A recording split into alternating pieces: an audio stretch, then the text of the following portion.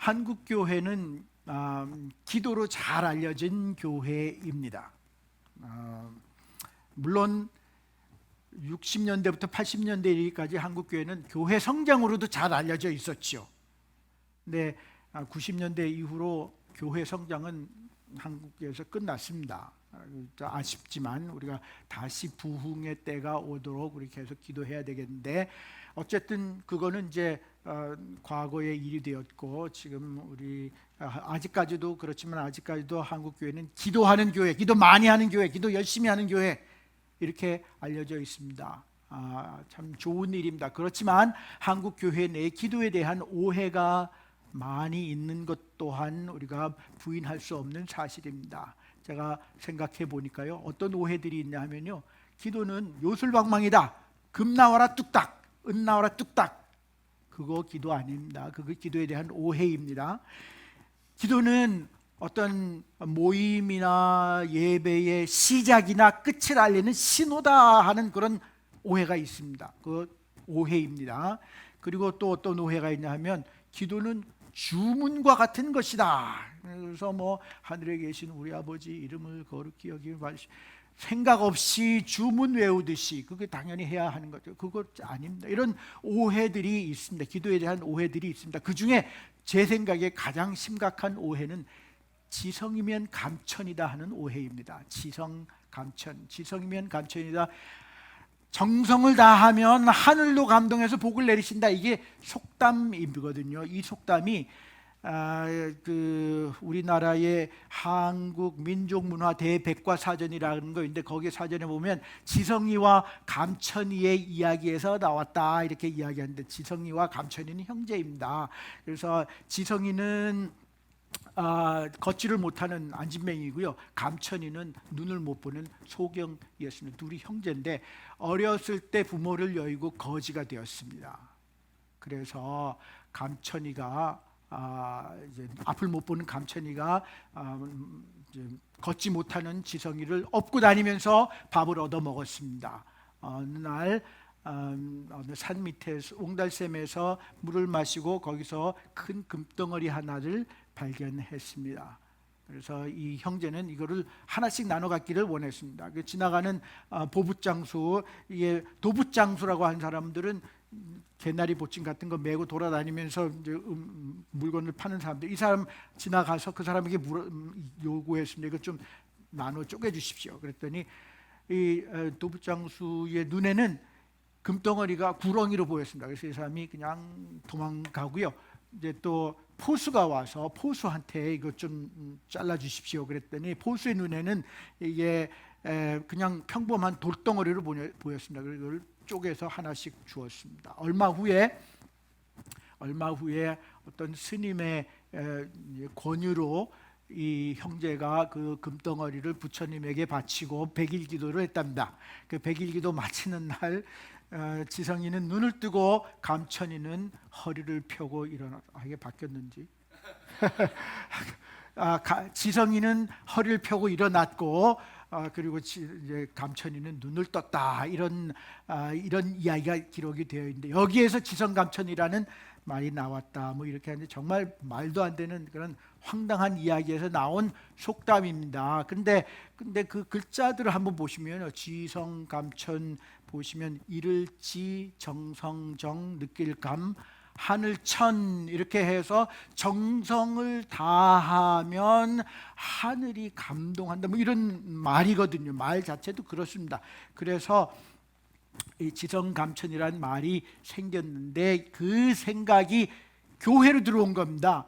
그래서 교회 안에 들어와서 기도에 대한 오해를 낳았는데, 어떤 오해냐 하면, 기도의 응답은 기도하는 사람의 정성에 달렸다. 정성껏 열심히 기도하면 하나님이 응답해 주신다. 이런 오해로 바뀐 겁니다. 그래서 아침 일찍 기도하면, 오래 기도하면, 소리를 지르면서 기도하면, 울면서 기도하면, 밥도 안 먹고 기도하면, 밤새도록 기도하면 하나님이 감동해서 우리 기도를 들어주실 거다. 이렇게 믿고 이렇게 가르쳐 왔습니다. 이거는 오해. 물론 제가 그게 절대적으로 틀렸다는 말은 아닙니다. 성경에 보시면요, 그런 가르침을 주거나 아니면 암시하는 구절들이 틀림없이 있습니다. 그렇지만 우리가 기억해야 할 것은요, 기도에 대해서 성경의 가르침이 반드시 그것만이 아니라는 겁니다. 그 외에도 기도에 대한 다양한 가르침이 성경에 있다는 것을 알아야 한다, 이야기를 하고 싶은 거고요. 오늘 본문 보십시오. 쉬지 말고 기도하라고 하지 않았습니까? 우리 다 들어봤습니다. 쉬지 말고 기도하라. 성경에 있는 건 아는데 거기에 대해서 별로 생각을 해본 적이 없습니다. 과연 쉬지 말고 기도하는 게 무엇인가? 그럼 아무것도 안 하고 하루 종일 기도만 하라는 것인가? 그럼 공부는 언제 하고 일은 언제 합니까? 쉬지 말고 기도하는 것이 과연 무슨 말입니까? 그래서 오늘 이 시간에는요, 쉬지 말고 기도하는 것의 중요성과 그 의미와 또 쉬지 말고 기도하는 방법에 대해서 살펴보면서 기도에 대한 궁금증과 오해를 좀 덜어보려고 합니다. 먼저 쉬지 말고 기도하라 하는 이 말의 중요성을 생각해 보겠는데요, 그 중요성을 생각해 보려면 우리는 오늘 본문의 앞에 있는 구절하고 뒤에 있는 구절하고 연결해서 생각해 보아야 합니다. 데살로니가 전서 그래서 5장 16절부터 18절까지를 한번 보시겠습니다. 여기 지금 스크린에 있으니까요, 함께 한 음성으로 읽도록 하겠습니다. 항상 기뻐하라, 쉬지 말고 기도하라, 범사에 감사하라. 이는 그리스도 예수 안에서 너희를 향하신 하나님의 뜻이니라. 감사합니다. 그리스도 예수 안에서 우리를 향하신, 우리 각자를 향하신 하나님의 뜻은 다 다릅니다. 저를 향하신 하나님의 뜻이 있고요, 여러분 각자를 향하신 하나님의 뜻이 있습니다. 다 다릅니다. 그래서 우리가 해야 할 일은 우리 각자 나를 향하신 하나님의 뜻이 무엇인가를 찾아내고 그것을 이루어드리는 그런 삶을 살아야 하는 것이 우리에게 주어진 임무입니다. 그런데 반면에 우리 모두를 향한 하나님의 뜻은 동일합니다. 그것은 항상 기뻐하고 쉬지 말고 기도하고 범사에 감사하는 것입니다. 공통적인 하나님의 뜻입니다. 첫째, 하나님은 우리가 항상 기뻐하기를 원하십니다. Rejoice always. Rejoice always. 때를 가리지 말고 기뻐하라. 그게 가능합니까? 그게 어떻게 가능합니까? 살다 보면 슬픈 일이 생기는데요. 제가 얼마 전에 어떤 자매 장례식에서 말씀을 전한 적이 있습니다. 이 자매는 5년 동안 루키미아, 백혈병을 앓다가 남편과 자녀 셋을 남기고 세상을 떠났습니다. 자녀들은요 10살, 8살 난 아들들하고 그리고 5살 난 딸이었습니다. 제가 장례식장에 도착하니까 앞에 스크린에 그 자매의 사진이 하나씩 이렇게 돌아가고 있더라고요. 그 딸아이가 거기 앉아가지고 엄마 사진을 보면서 닭똥 같은 눈물을 뚝뚝, 아무런 소리 내지 않고 그냥 눈물만 흘리고 있는 거예요. 얼마나 슬픈지 모릅니다. 살다 보면 슬플 때가 있습니다. 살다 보면 화가 날 때도 있고요, 실망스러운 일이 생길 때도 있고요, 걱정거리가 생길 때도 있습니다. 이 죄 많은 세상에 살면서 어떻게 항상 기뻐할 수 있습니까? 그러나 항상 기뻐할 수 있습니다. 생각해 보십시오. 기도는 우리의 슬픔을 위로해 줍니다. 맞습니까? 경험해 보셨습니까? 기도는 우리의 분노를 삭혀 줍니다. 기도는 실망과 근심, 걱정을 물리쳐 줍니다. 그렇기 때문에 많이 기도하면 슬픔과 분노와 실망과 근심, 걱정이 줄어들고 적게 기도하면 그런 것들이 많아진다. 그렇지 않습니까? 그렇다면 그런 것들을 아예 없이 하고 항상 기뻐하려면 어떻게 해야 됩니까? 쉬지 말고 기도하면 되는 겁니다. 그렇죠? 쉬지 말고 기도하면 됩니다. 네, 이 기쁨과 기도가 만나면 거기서 감사가 나옵니다.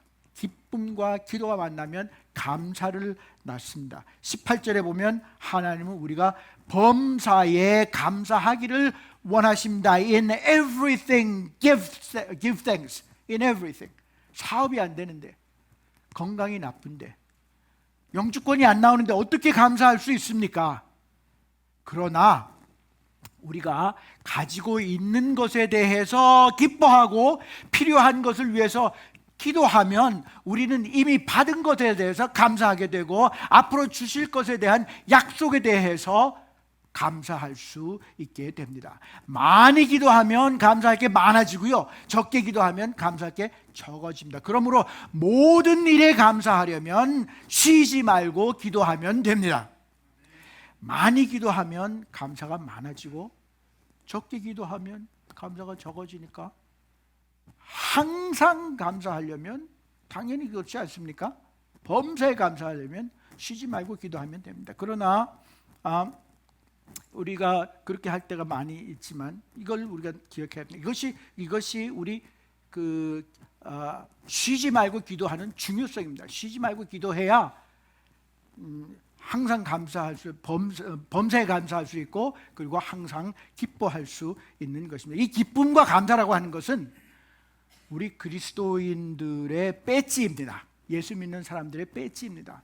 저 배지가 있지 않습니까? 사람들이 제 배지를 보고 저 사람은 DBU에서 일하는 사람이구나, 이거 아닌 거예요. 여러분 잘 아시지 않습니까? 중고등학교 다닐 때 다 배지 달고 다니셨지요. 저 학생은 어느 학교 학생이다. 예수 믿는 사람을 나타내는 배지는 기쁨과 감사입니다. 예수 믿는 사람들의 마음에는 기쁨이 있고 예수 믿는 사람들의 입술에는 감사가 있습니다. 그렇다면 기도는 뭡니까? 기도는 이 기쁨과 감사의 배지를 달고 다닐 수 있게 하는 핀입니다. 핀. 그래서 핀이 굉장히 중요하죠. 이 핀이 없으면 제가 이거 주머니에 넣고 다닐 수밖에 없는 거죠. 그럼 사람들이 제가 크리스찬인지 아닌지 어떻게 알 수 있습니까? 제가 어느 학교 다니는지 크리스찬이 아닌지 어떻게 알 수 있습니까? 기쁨과 감사의 배지가 없으면 사람들은 우리가 그리스도인지 모릅니다. 이것이 우리의 배지이기 때문에 쉬지 말고 기도하면 항상 기뻐하게 되고 쉬지 말고 기도하면 범사에 감사하게 됩니다. 사람들이 우리 예수 믿는 우리의 배지를 보고 계속해서 배지를 보고 우리가 그리스도인 것을 알게 하는데, 우리 계속해서 기도하면, 쉬지 말고 기도하면 우리는 이 배지를 계속 달 수 있게 됩니다. 이것이 기도의 중요성인 것입니다. 그런데 쉬지 말고 기도한다는 것, 그것은 24/7 하루에 24시간 일주일에 7일 기도만 하라는 것이 아닙니다. 계속해서 이 하루에 24시간 일주일에 7일 계속 기도만 하고 있으면 문제가 생깁니다. 생각해 보시죠. 사도 바울은 데살로니가 교인들에게 이런 얘기했거든요. 일하기 싫어하거든 먹지도 말게 하라. 누구든지 일하기 싫어하거든 먹지도 말게 하라. 그렇다면 밤낮으로 기도만 하고 있으면 일은 언제 합니까? 예수님은 산상수훈에서 이런 말씀하신 적이 있습니다. 이같이 너희 빛을 사람 앞에 비추게 하여 저희로 너희 착한 행실을 보고 하늘에 계신 너희 아버지께 영광을 돌리게 하라. 우리가 하루 종일 기도만 하고 있으면 착한 행실은 언제 사람들에게 보일 수, 착한 일을 언제 할 수 있습니까? 그러면 쉬지 말고 기도하라는 게 과연 무슨 뜻입니까? 쉬지 말고 기도하라는 말의 의미를 생각해 보기 전에 쉬지 말고 기도하라는 이 말이 암시하는 바가 무엇인가를 한번 생각해 보도록 하겠습니다. 이 말이 직접 가르치지는 않지만 우리에게 뭔가 힌트를 주는 게 있습니다. 그것이 암시하는 바인데, 쉬지 말고 기도하라는 말 잘 생각해 보십시오. 이 말은 첫째, 기도할 때 소리를 내지 않아도 된다는 것을 암시합니다.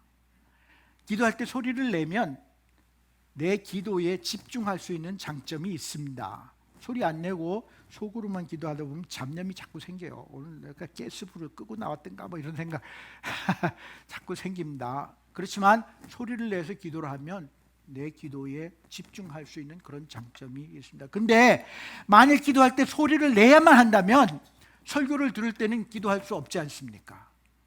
그러면 쉬지 말고 기도하라는 이 말은 말이 안 되는 말인 거죠.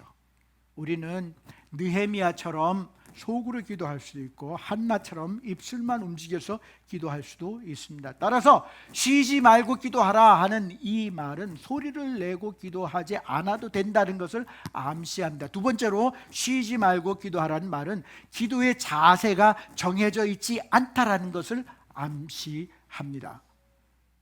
저는 어렸을 때 손 모으고 눈 감고 고개 숙이고 기도하라고 이렇게 배웠습니다. 그래서 저는 그게 기도의 당연한 자세인 줄 알았습니다. 근데 그렇게 하는 것이 기도의 자세라면 운전할 때는 기도 못 하잖아요. 그렇다면 쉬지 말고 기도하라는 이 명령은 어불성설, 말이 안 되는 명령인 것이죠. 우리가 기도할 때 무릎 꿇고 기도하죠. 특히 한국에서는요. 방석 하나 놓고 무릎 꿇고 기도. 그거는 우리의 겸손을 나타내는 거거든요. 근데 기도할 때 그 자세가 무릎 꿇는 자세여야 한다라고 할 것 같으면 그러면 쉬지 말고 기도하는데 무릎 꿇고 계속 무릎 꿇고 기도한다고 생각해 보십시오. 다리가 얼마나 아프겠습니까? 결국 무릎이 망가지고 말 것입니다. 그래서 쉬지 말고 기도하라는 말에는 기도하는 자세가 정해져 있지 않다라는 그런 의미가 포함되어져 있습니다. 성경의 사람들은 엎드려서 기도했습니다. 앉아서 기도했습니다. 일어서서 기도했습니다. 손을 들고 기도했습니다. 기도하는 데 있어서 어떤 특정한 자세를 취해야 한다면 쉬지 말고 기도할 수 없습니다. 따라서 쉬지 말고 기도하라 하는 이 말은 기도의 자세가 정해져 있지 않음을 암시합니다. 세 번째 쉬지 말고 기도하라는 것은요, 기도의 시간이 정해져 있지 않다는 것을 암시합니다. 어떤 특정한 시간이 다른 시간들보다 더 거룩하거나 덜 거룩하지 않습니다. 어떤 특정한 날이 다른 날들보다 더 거룩하거나 덜 거룩하지 않습니다. 기도 시간이 새벽으로만 정해져 있다면, 새벽으로 딱 고정되어 있다면, 또 금요일 밤으로 이렇게 정해져 있다면 어떻게 쉬지 말고 기도하라는 명령이 가능합니까? 쉬지 말고 기도하라는 말은요, 기도 시간이 정해져 있지 않다는 것을 암시합니다. 마지막으로 네 번째로 쉬지 말고 기도하라는 것은, 그 명령에는 기도의 장소가 정해져 있지 않다는 것을 암시합니다. 꼭 예배당에 와서만 기도해야 되는 것이 아닙니다. 예배당에서만 기도해야 한다면 집에도 가야 하고 학교도 가야 하고 회사도 가야 하는데 어떻게 쉬지 말고 기도할 수 있겠습니까? 물론 우리는 교회당에서 기도할 수도 있고 또 기도원에서 기도할 수도 있습니다. 그러나 요나는 물고기 뱃속에서 기도했고요, 예수님은 골방에 들어가서 기도하라고 말씀하셨습니다. 하나님은 무소부재하시다, 안 계신 곳이 없다, 이런 거 아시죠? 하나님은 어디나 계십니다. 그래서 쉬지 말고 기도하라는 말에는 우리의 기도의 장소가 제한되어 있지 않음을 우리가 암시하는 것을 알 수 있습니다. 결론적으로 쉬지 말고 기도하라는 말은 우리의 기도가 목소리, 자세, 시간, 장소에 제한을 받지 않는다는 것을 암시합니다. 그렇다면 쉬지 말고 기도하라는 이 말의 진정한 의미는 무엇인가? 그 진정한 의미는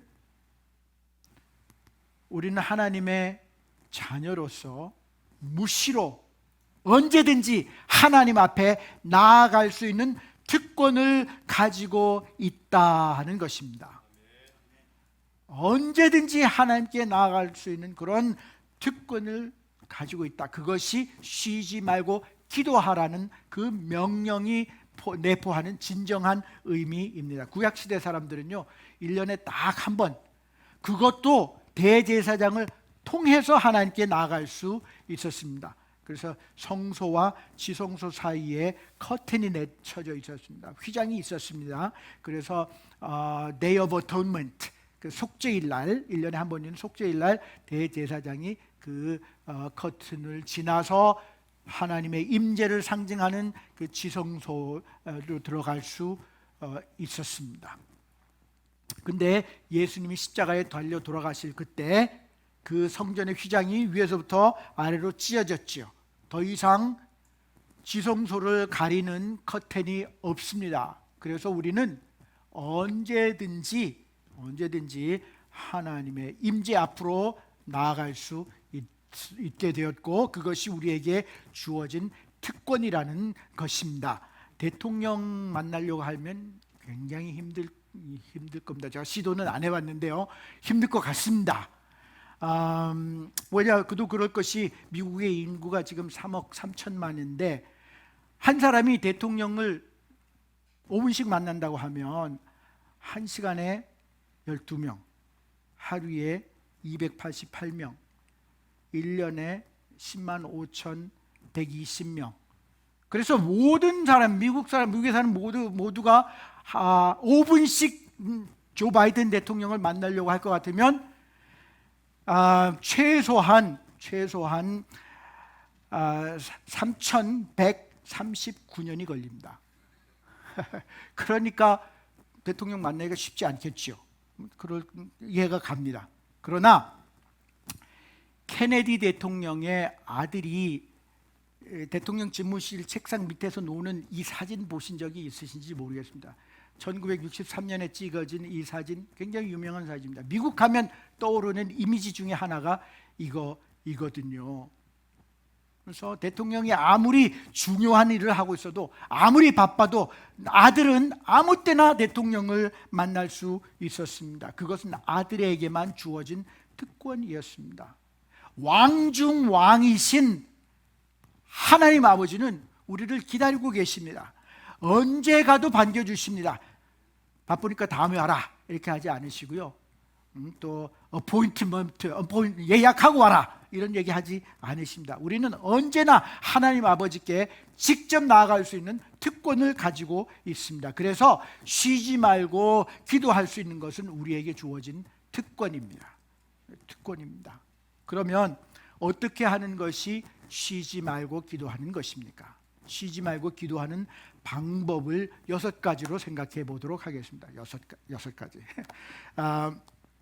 첫 번째, 쉬지 말고 기도하는 것은요, 모든 것을 하나님과 연관지어 생각하는 것입니다. 우리는 아침에 일어나서부터 잠자리에 들 때까지 정말 많은 것들을 보고 듣고 냄새 맡고 맛보고 피부로 느끼며 살아갑니다. 이 모든 것들을 하나님과 연관지어 생각하면 우리는 계속해서 하나님과 대화를 하게 되는 것이고, 그것이 쉬지 말고 기도하는 것입니다. 아침에 일어났습니다. 하나님께서 새로운 하루를 주셨습니다. 하나님 감사합니다. 오늘 하루도 보람 있는 하루, 하나님께 기쁨 되는 하루, 다른 사람들에게 유익되는 하루가 되게 도와주십시오. 밥을 먹습니다. 하나님이 주셨습니다. 하나님, 일용할 양식을 주셔서 감사합니다. 이 양식과 더불어 건강도 주십시오. 가게에 손님이 왔습니다. 하나님, 손님 보내주셔서 감사합니다. 이 손님도 하나님을 알고 하나님과 바른 관계 속에서 살아갈 수 있도록 축복해 주십시오. 그래서 모든 것을, 이렇게 모든 것을 하나님과 연관지어서 생각하면 우리는 계속해서 하나님과 대화하는 삶을 사는 것이고, 그것이 곧 우리는 쉬지 말고 기도하는 것입니다. 두 번째, 쉬지 말고 기도하는 건요, 어떤 기도 제목을 놓고 기도하다가 포기하지 않는 것입니다. 하나님이 응답하실 때까지 포기하지 않고 계속 기도하는 것입니다. 근데 우리는 한두 번 기도해보고 하나님이 응답하신 것 같지 않다 싶으면 그냥 포기하는 경우가 얼마나 자주 있습니까? 누가복음 18장 2절부터 7절에서 예수님이 이런 비유를 말씀하셨습니다. 어떤 도시에 하나님을 두려워 아니하고 사람을 무시하는 한 재판관이 있었는데, 그 도시에 한 과부가 있어 자주 그에게 가서 내 원수에 대한 나의 원한을 풀어주소서 하되 이 재판관이 얼마 동안 듣지 아니하다가 후에 속으로 생각하되 내가 하나님을 두려워 아니하고 사람을 무시하나 이 과부가 나를 번거롭게 하니 내가 그 원한을 풀어주리라. 그렇지 않으면 늘 와서 나를 괴롭게 하리라 하였느니라. 하물며 하나님께서 그 밤낮 부르짖는 택하신 자들의 원한을 풀어주지 아니하시겠느냐, 이런 말씀하셨거든요. 어떤 제목을 놓고 기도하다가 포기하지 않는 것, 그것이 쉬지 말고 기도하는 방법입니다. 세 번째, 쉬지 말고 기도하는 방법은요, 정기적으로 기도하는 습관을 버리지 않는 것입니다. 여러분이 새벽에 기도하신다면 그 습관 버리지 마십시오. 식사하기 전에 기도하신다면 그 습관 계속하십시오. 잠자기 전에 기도하신다면 그 습관 계속해서 유지하시기 바랍니다. 누가복음 22장에 보시면 예수님께서 체포되시기 전에 감람산에 가셔서 기도하셨는데 거기 보면 이제 39절에 이런 말씀이 있습니다. 예수님은 습관을 따라 감람산에 가셨다. 돌아가실 때까지 감람산에서 기도하는 습관을 버리지 않으신 것입니다. 그것이 쉬지 말고 기도하는 방법입니다. 네 번째, 쉬지 말고 기도하는 것은 일할 때도 기도하는 것입니다. 쉬지 말고 기도하는 사람들은 늘 하나님과 동거하고 항상 하나님과 동행합니다. 그래서 어디서나 하나님께 기도합니다. 쉴 때, 일할 때도 기도합니다. 청소하면서 기도하고, 도넛을 만들면서 기도하고, 빨래를 다리면서 기도하고, 계속해서 기도합니다. 일하면서도 기도합니다. 그것이 쉬지 말고 기도하는 것입니다. 다섯 번째, 쉬지 말고 기도하는 것은 기도와 행동이 일치하는 삶을 사는 것입니다. 친구가 잘 되기를 원한다면 친구가 잘 되도록 격려해주고 도와주어야 합니다. 예수님의 동생 야고보가 이런 말을 했죠. 만일 형제나 자매가 헐벗고 일용할 양식이 없는데 그를 위해 평안히 가라, 더웁게 하라, 배부르게 하라고 하면서 쓸 것을 주지 아니하면 무슨 유익이 있으리요. 배고픈 형제 자매가 있는데 그 배고픈 형제 자매가 배부르게 해달라고 하나님께 기도하는 거 잘하는 것입니다.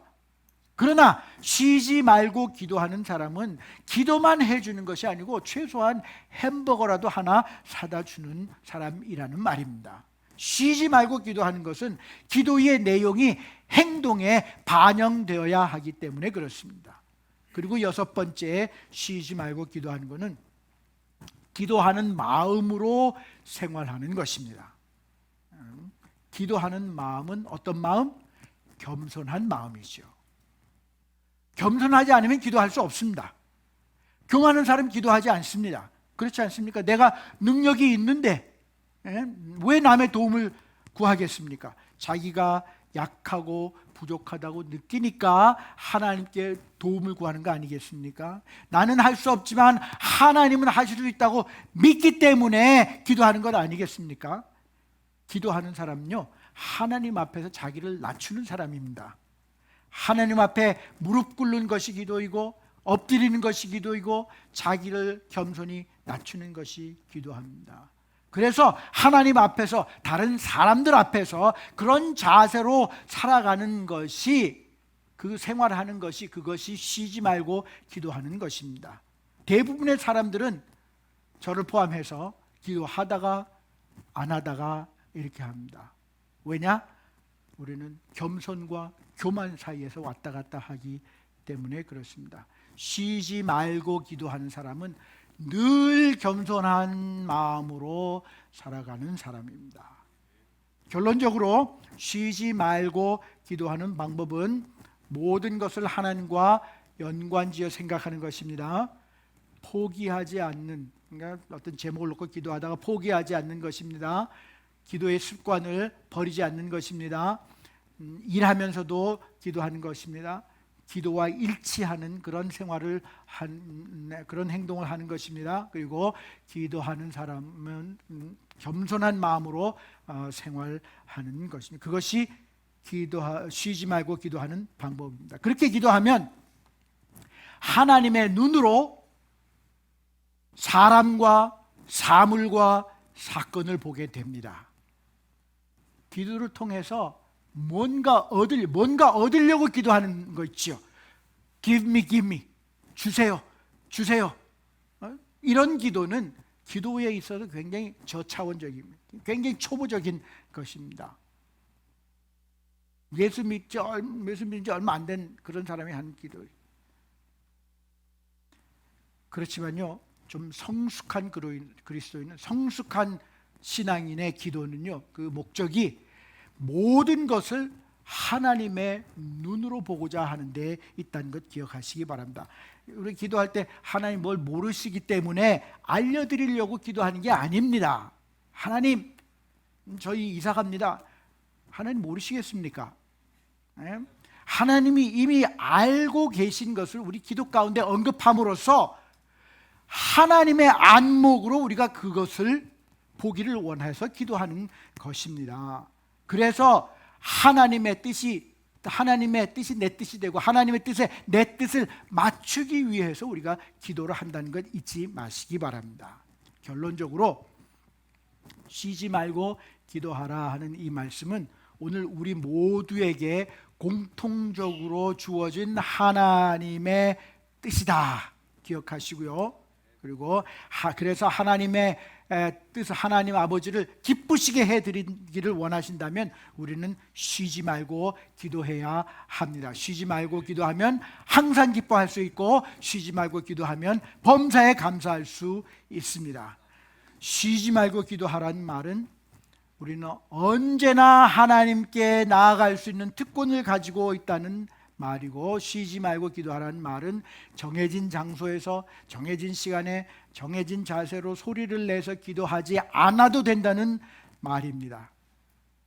그래서 모든 것을 하나님과 연관지어 생각함으로써, 포기하지 않음으로써, 기도의 습관을 버리지 않음으로써, 일할 때도 기도함으로써, 기도와 행동이 일치하는 삶을 삶으로써, 겸손한 마음으로 생활함으로써 쉬지 말고 하나님께 나아가는 큰 나무 성도님들이 다 되시기를 주님의 이름으로 축원합니다. 살아계신 아버지 하나님, 저희에게 쉬지 말고 기도해야 할 것의 중요성에 대해서, 의미에 대해서, 방법에 대해서 말씀해 주시니 감사합니다. 아버지 하나님, 저희가 이것을 마음판에 새기고 저희 삶 가운데 실천할 수 있도록 도와주시옵소서. 예수님 이름으로 기도했습니다.